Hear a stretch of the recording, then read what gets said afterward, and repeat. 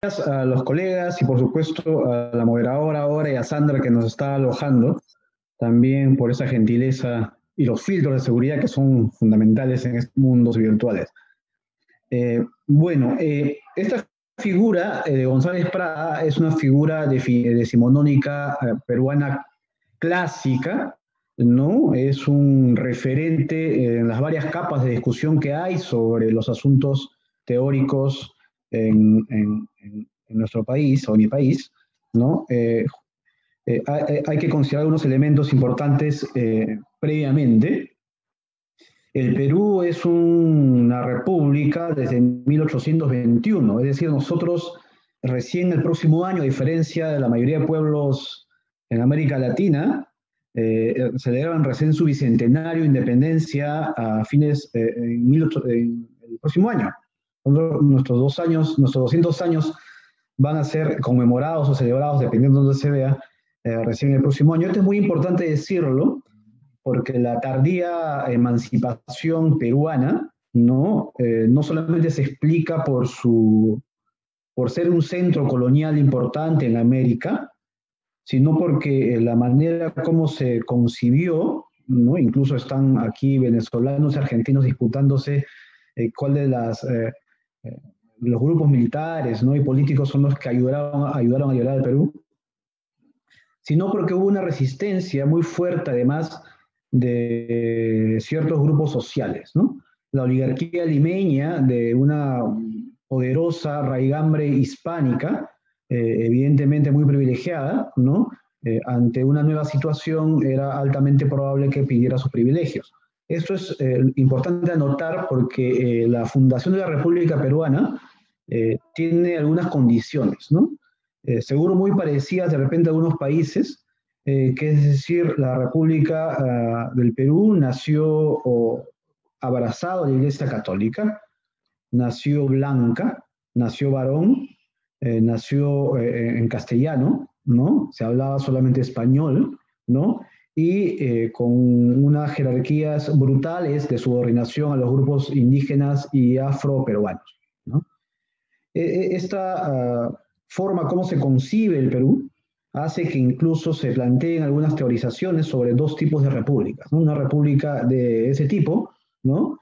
Blanca, y una república que era la mayoría, que no había sido incluida en ese proyecto nacional.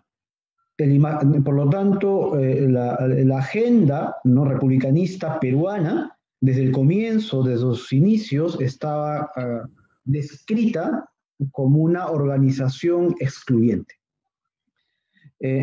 Importante anotar esto porque efectivamente la no incorporación de las poblaciones subordinadas por la colonia a las dimensiones de poder, incluyendo la política y por supuesto la económica, ¿no? Y además la académica, ¿no? Y generó todo el siglo XIX una serie de debates, ¿no? Ese Perú del siglo XIX, después de 1821, era un Perú con constantes golpes de Estado, con gobiernos militares y caudillos fundamentalmente ligados a asumir que les correspondía la victoria de la emancipación. Hubo unas conflagraciones constantes que prácticamente el siglo XIX fue gobiernos militares, ¿no? Y algunos por ahí y esporádicos gobiernos, más que todo a fines del siglo XIX, de civiles, que es donde está González Prada.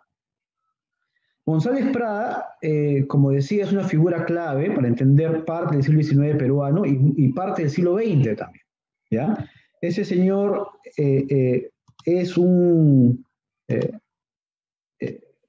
una figura, ¿no? que también se refiere en la explicación sobre el Perú en varios niveles escriturales, ¿no? Entre ellos, por supuesto, está el ensayo, la poesía, ¿no? hasta un poco de narrativa, ¿no? Un hombre típico decimonónico, ¿no? ¿Qué es lo que sucede con ese señor para que se entienda? Evidentemente hay una aventura aquí también literaria, es un modernista, ¿no? A nivel literario, eh, lector, como muchos del siglo XIX, de literatura francesa, ¿no? Incluso con tópicos de orden muy afrancesada, ¿no? Del naturalismo francés, y también del realismo francés, ¿no? Francia, como recordamos, a fines del XIX y comienzo del XX tiene mucha influencia, por lo menos en el Perú, en cuanto a sus códigos interpretativos, ¿no? Entonces tiene una aventura literaria, funda clubes de lectura, es un activista literario, ¿no? Él considera que la lectura, la cultura, a través de la difusión, ¿no?, masiva de la lectura, podría ayudar a tener ciudadanos conscientes y comprometidos, ¿no? Esto de aquí es importante sostenerlo porque se interpreta justamente su aporte desde el lado literario, ¿no? Aunque en la historia de la poesía peruana, digamos, no ha salido alguien que rompe o hace un quiebre, como Vallejo, por ejemplo, posteriormente, ¿no? Con Trilce, ¿no? En 1922, ¿no? Sin embargo, sí era importante recalcar que hay esta preocupación literaria. Donde está su aporte fundamental es en el trabajo intelectual ensayístico. Acá he puesto solamente dos textos que son más bien impulsores de las líneas que él va a considerar claves para la reflexión sobre lo que ha pasado con el Perú. Horas de lucha, su nombre está indicando claramente que es un discurso de resistencias, es un discurso que diagnostica la problemática peruana y propone soluciones y en muchos casos a cambios fuertemente sociales, ¿no? Y Páginas Libres, ¿no? Llega a usar incluso como una forma de rebelión sintomática, una ortografía en la que usaba en vez de la Y, la I latina, en vez de la G, la J, etcétera, ¿no? Una serie de usos, ¿no?, que va de manera gráfica a nivel escritural para él ser una forma como podía él, en general, predicar la resistencia también de la cultura en general. Acá hay un elemento clave que creo es importante notar, ¿no? En el año 79 y el 84 del siglo XIX hay una guerra que se es denominada la Guerra del Pacífico, ¿ya? Acá he puesto el mapa para que se entienda un poco de qué estamos hablando los que no están necesariamente en Perú. Bueno, cada vez se lo puede entender. Si ustedes notan, el Perú está donde dice Tacna, que está en la parte superior, en el cuadrante del medio superior, ¿no? Toda esta región media de marrón, y luego la parte boliviana desaparece, ¿no? Esta guerra lo que ocasiona es una apropiación de la nación chilena, ¿no? Y es derrotada Perú y Bolivia, y se apropia ese territorio y los recursos, por supuesto, que están en esos territorios, ¿no? Esto es tan importante en el Perú que se llamó a la etapa posterior a la Guerra del Pacífico la regeneración peruana. Y evidentemente comenzó a plantearse la búsqueda de responsables de la derrota, ¿ya? ¿Por qué fuimos derrotados?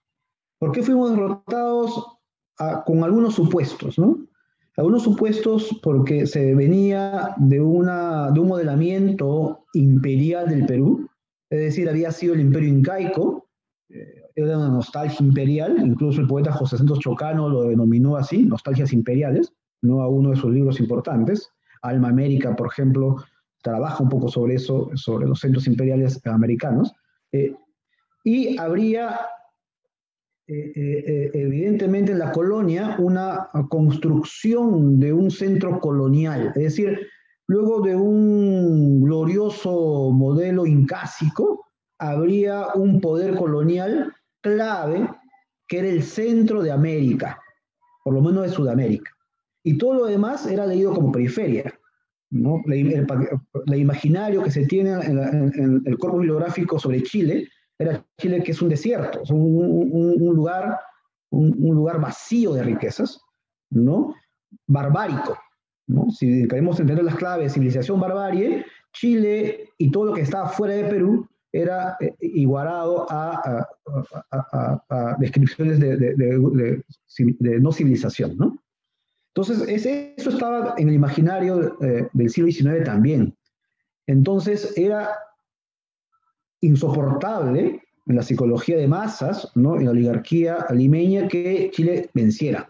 Y es más, que no solamente venciera, sino que además llegara a Lima y la ocupara.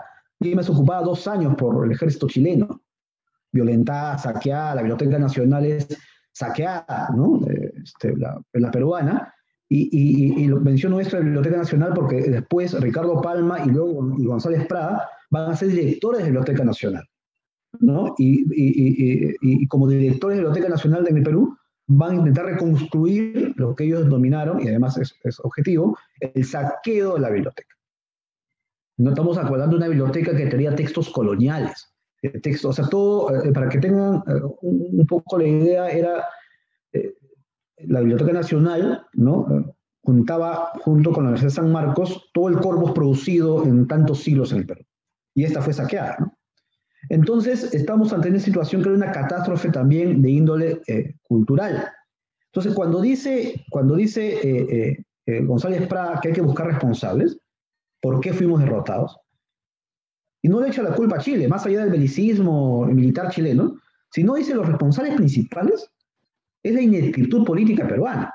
Es decir, hemos estado rodeados de unos mendaces, de unos sujetos que en realidad han gobernado por una deficiencia democrática, ¿no? Y han llegado al poder porque son unos aventureros cuya búsqueda principal es la riqueza personal y el mantenimiento del poder de la oligarquía en el Perú. Los responsables principales es la clase política.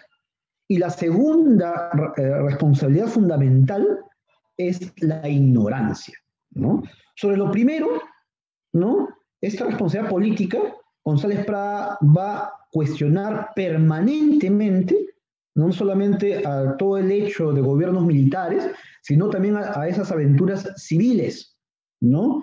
Que para González Prada no son sino brazos políticos de la oligarquía. Es decir, se llega al poder para mantener los privilegios de los grupos más poderosos económicamente en el Perú. Por lo tanto, la política es una fuente de corrupción, es un brazo que opera para el control, para mantener el privilegio de los grupos, ¿no? De estos grupos que están evidentemente constituidos por los vestigios oligárquicos, ¿no? Y además la poca educación de las masas, ¿no? La poca preocupación por la educación del país. Entonces, la ignorancia es un gran responsable, ya que un país civilizado, un país educado, un país con una muy buena educación, hubiera tenido probablemente mayores respuestas y mucho más inteligentes, ¿no? Y aquí hay dos elementos fundamentales, porque él predica una renovación total de toda la clase intelectual y política, y usa una frase: jóvenes a la obra y los viejos a la tumba. O sea, el espíritu juvenil no solamente debe quedarse en declarativos, sino debería dimensionarse a que ocupen todos los jóvenes las esferas posibles de influencia en la gobernanza, ¿no? Y un segundo punto es que la corrupción es una pandemia, es endémico en el Perú. Viene desde la colonia, se acentúa en la República y es un arma, ¿no? De autodestrucción masiva, ¿no? La corrupción es una plaga, ¿no? A tal nivel que dice esa frase: el Perú es un organismo enfermo que donde se pone el dedo salta la pus. Más allá de la explicación organicista, ¿no? La igualación de los estados o gobiernos con cuerpos, ¿no? Está que en todos los niveles de convivencia nuestra está la corrupción. Está la corrupción, está la mentira, la falacia, el artilugio, el desprecio por el otro. O sea, es una forma cultural que ha sido implementada desde la colonia, se ha colmado, impregnado en la convivencia cotidiana. Entonces, aquí, donde ponemos el dedo, salta la pus, ¿no? En 1904... Un minutito para cerrar, Rubén, un minutito para cerrar. En 1904 ya había esto dicho antes, del siglo XIX, habla que en realidad el racialismo, el racismo, es un dispositivo de subordinación para el control. Después que esto va a salir en la época de colonial, ¿no? Por Quijano, por ejemplo, y demás. Porque el problema está en que se ha construido una jerarquización racial. Están los indios y los descendientes africanos como grupos excluidos porque ontológicamente se los considera inferiores, ¿no?